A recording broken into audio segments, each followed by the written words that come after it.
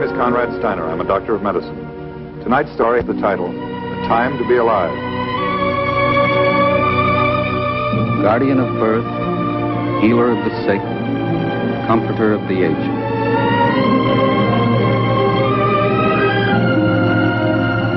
To the profession of medicine, to the men and women who labor in its cause, this story is dedicated.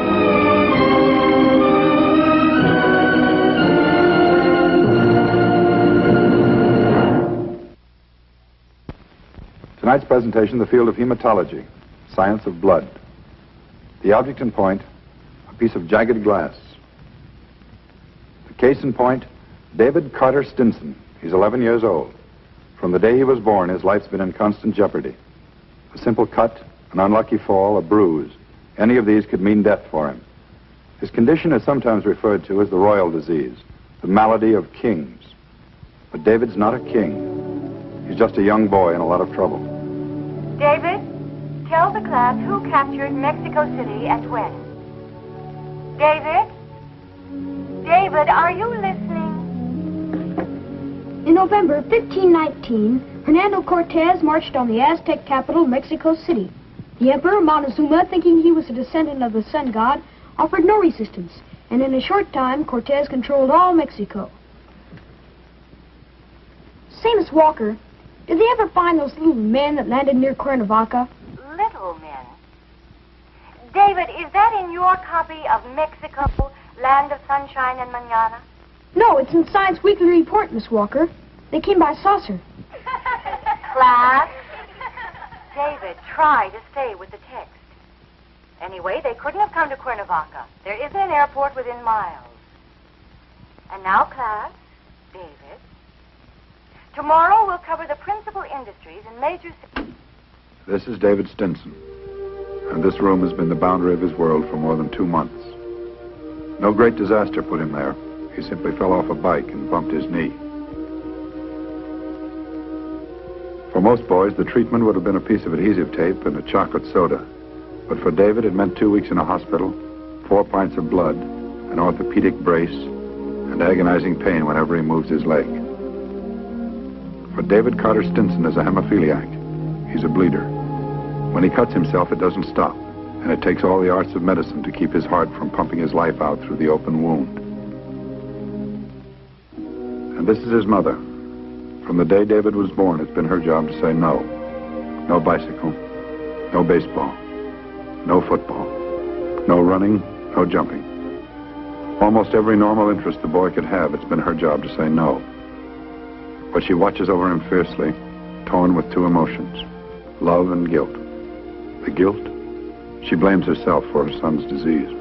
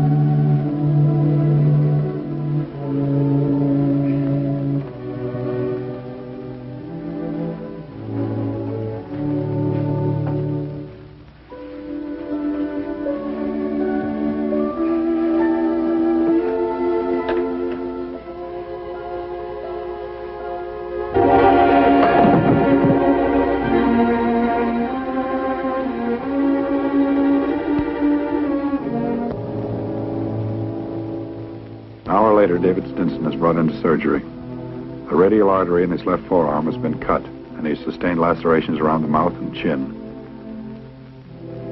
The impact of his fall has also re-injured his left knee, causing internal hemorrhage around the joint. He's lost considerable blood. On arrival at the hospital, he was given 2 units of antihemophilic plasma. He's approaching shock. Blood pressure 70/40. Pulse 160. The cut in his arm is sutured and a pressure bandage with fibrin foam applied. His face presents another problem. The lacerations are not as deep and can be easily sutured, but the application of a pressure bandage is extremely difficult in this area. Because the patient is a known hemophiliac, a cross match is run immediately and 6 units of fresh blood are ordered. The blood must be fresh, for the vital protein anti-hemophilic factor, which is lacking in the patient's blood, the same protein which causes normal blood to coagulate, loses its effectiveness 24 hours after it's taken from the donor. In order to ensure a sufficient supply of fresh blood on hand, a call is sent out to all available sources in the area requesting blood of the patient's type. Meantime, outside in the hospital corridor, David's family waits, hopes, and prays. His father, mother, his sister. Her name's Flora. She's 21 years old. She's engaged to be married. Like her parents, this is hardly a new experience for her. She's been through it time and again. And with each new episode, a growing fear takes hold in her mind. A fear not only for her brother, but for herself. 3 hours later, the patient is on his 3rd unit of blood and is still bleeding. For the moment, the transfusions have removed the danger of shock.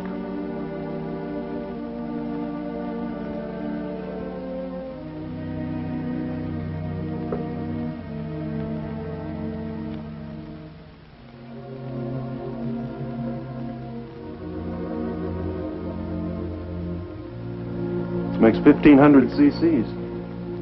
He's a sick boy.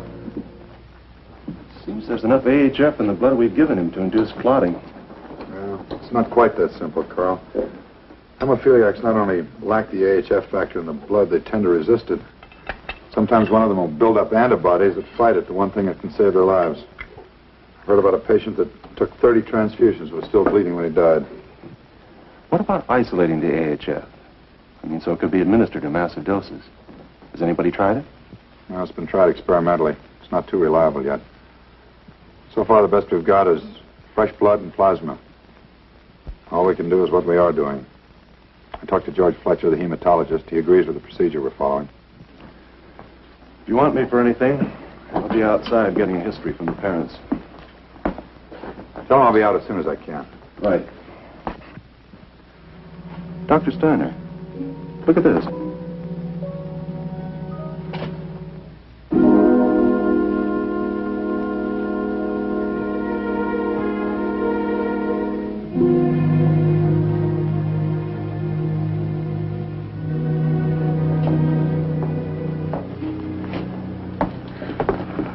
Doctor, is there any change? Well, he's shown some improvement since he came in, Mrs. Stinson.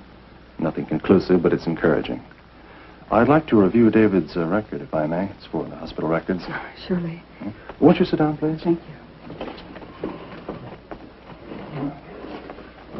Let's see now. Full name, David Carter Stinson. That's correct.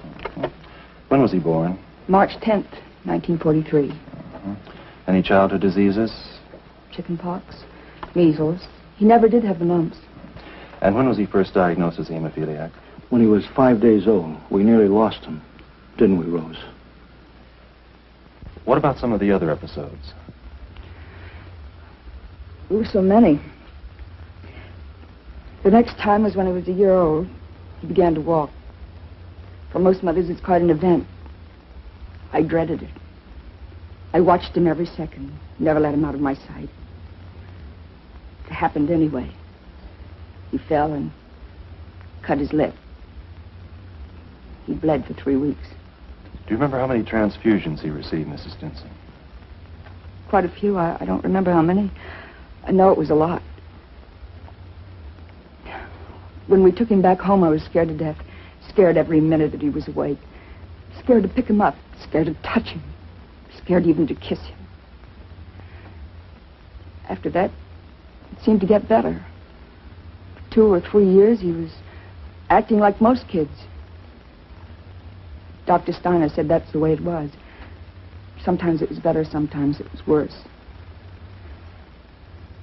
I thought maybe it was over. Do you know of any hemophilia in your family? I mean, did you ever know of any relatives that had it? No, I'd never even heard about it until Davy was born.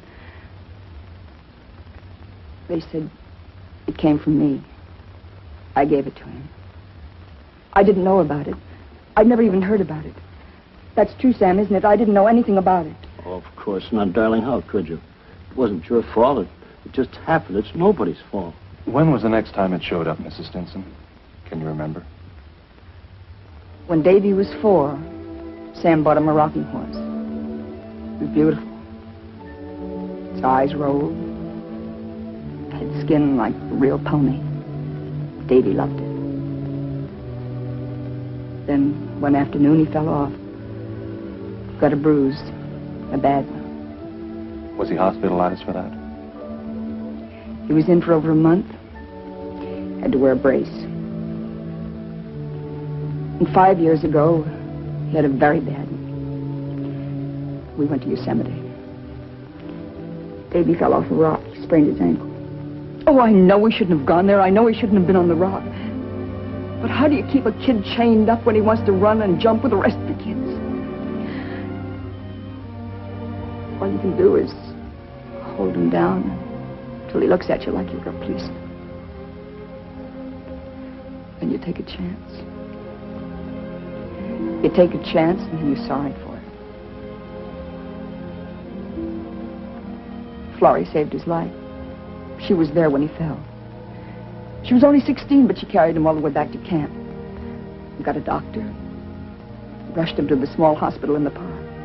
Florrie and I took turns sitting up. She nursed him as though we were her own child, not a brother. Always surprises you. Kids understand more than you think. Excuse me. Excuse me, is there a phone? Just down the hall, other side of the elevator. Thank you. I'll be right back.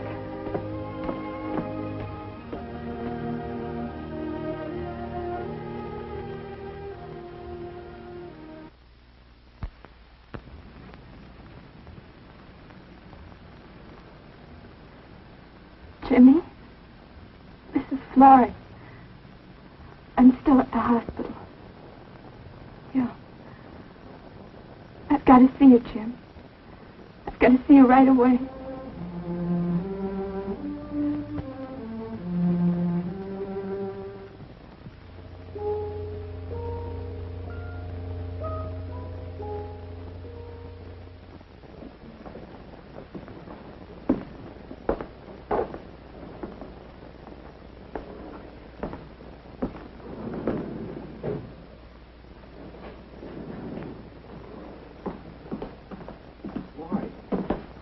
What's doing? Hi. How's Davy? We don't know yet. I'm sorry to call you out so late. That's okay.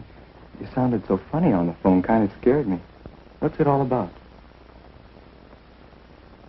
What's the matter? Jimmy, are you really thinking about marrying me? Is that what you brought me down here for? Answer me. Do you really want to marry me? Well, I think so, Florrie. I mean, well, we talked about it, you know. Later on. Gee, do we have to set the date right now? Do you really know what Davy's trouble is? Sure, he's kind of sickly. He gets hurt easy. He's a hemophiliac. Hmm? He's a bleeder. If we get married, if we have a baby, a boy, he could be just like Davy. Well, how come? You're from the same family. You didn't get it. No, I give it. Women aren't affected by it. They only give it. I'm a carrier. Well, how do you know? There's no way of knowing for sure. Not until I have a baby. But there must be some kind of a test. There must be some way of telling. There isn't. All I know is it's in the family blood, and it could be in mine. If I've got it, I could pass it on to my kids.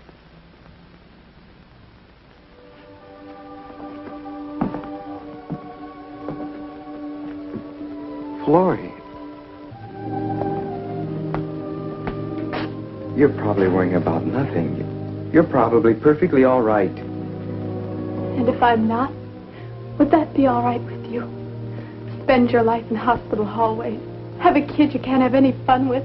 Watch him every minute of the day and night. Is that all right with you?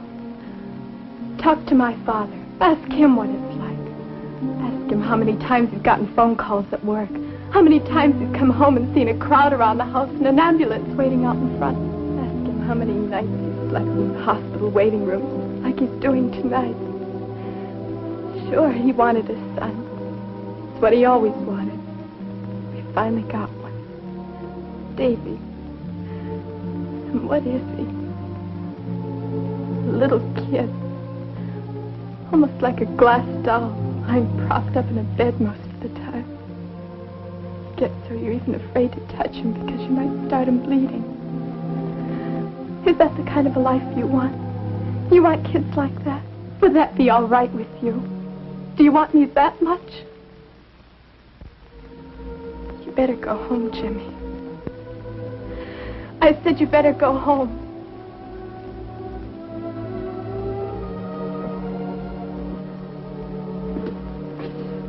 You're all wrong.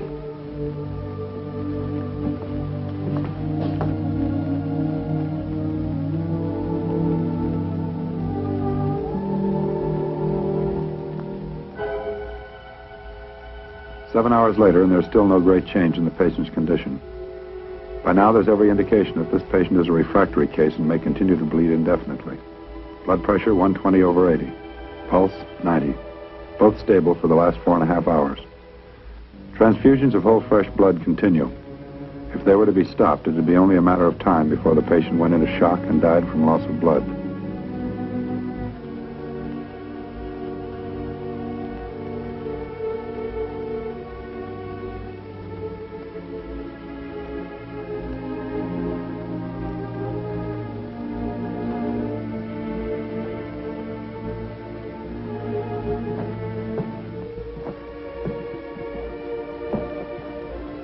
Pressure bandage is changed at regular intervals.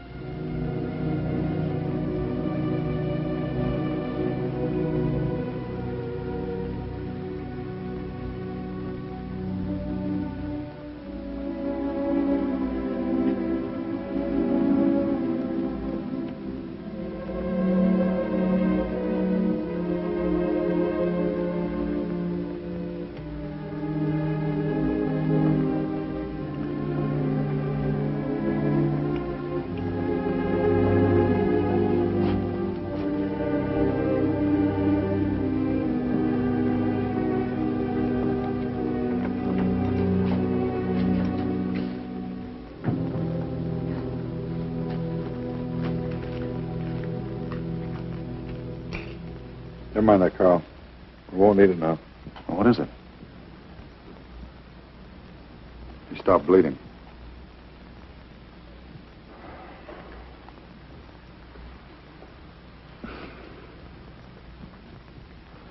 He's so pale. He hardly seems to be breathing. He's all right. We have him under pretty heavy sedation. There's no need to wake his mother, is there? I don't think so. Not unless you want to. 11 years old. He's the top of his class in school.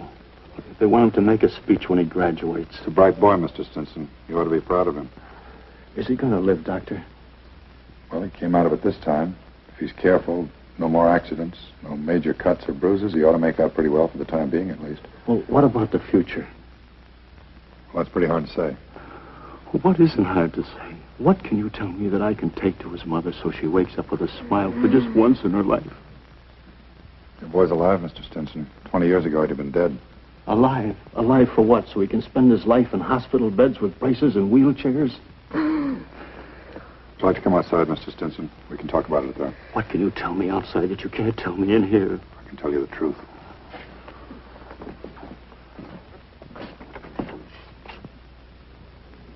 There's a man in Michigan, and another one back in Massachusetts. They've isolated the protein in normal blood that your son lacks.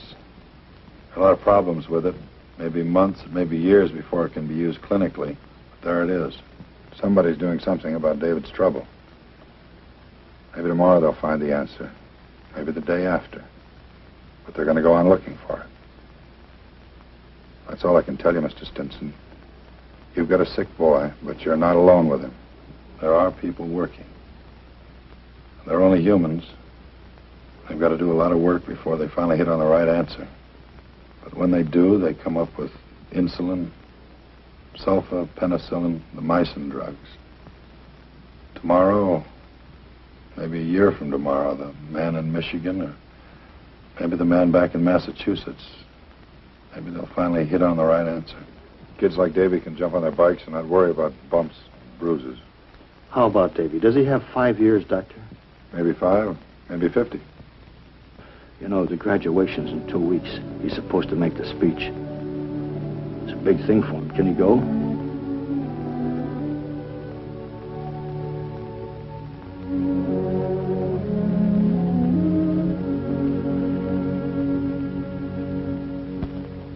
David Stinson, I, Rhonda Meade, is Vice President of the graduating class of Jefferson Grammar School, and proud to congratulate you on your achievement as honor student of the class of 1954.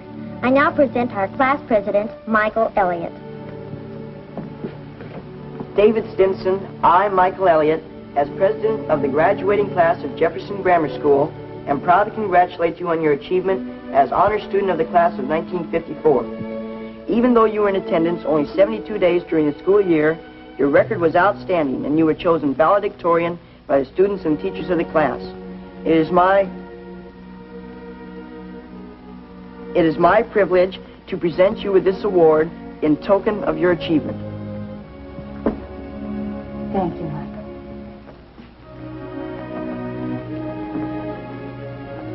And now I'd like to present our valedictorian, David Stinson. Thank you, Miss Walker. Miss Walker, fellow students, first, let me thank you for your gifts and for having elected me valedictorian.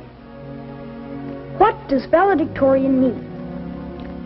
Valedictorian means the one who gives the valedictory. What does valedictory mean? Valedictory means of or pertaining to leave-taking or saying goodbye. And we are saying goodbye. Goodbye to childish thoughts and actions, to jungle gyms and sandboxes. Hello to a new life of work and play at junior high. But we must be thinking of what kind of men and women we will want to be in the far future of 10 years from now. We must ask ourselves, what does the future hold for me?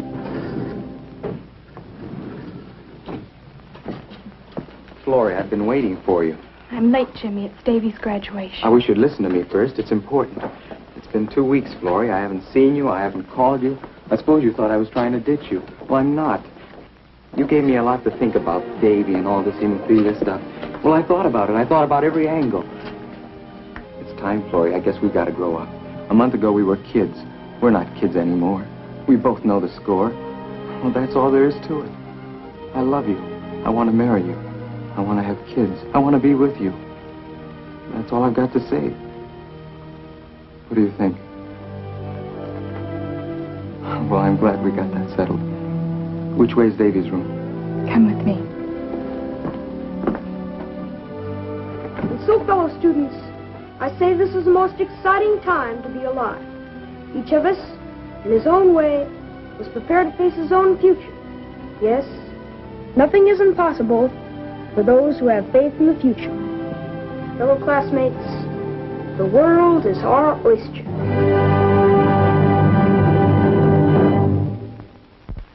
At the present time, research teams at hematological centers all over the country are at work attempting to find the cause and cure for hemophilia, the hereditary disease which lies passive in the female genes of a family for generations and then strikes the innocent with tragic force. Through the steps made by modern medicine to date, by transfusion of whole fresh blood and anti-hemophilic plasma, the lifespan of a hemophiliac has been increased from a few short years to an almost normal and useful period. There is no cure for hemophilia yet, but someday in the near future, a hemophiliac may be able to control his disease by injection, much like the injection of insulin for diabetes.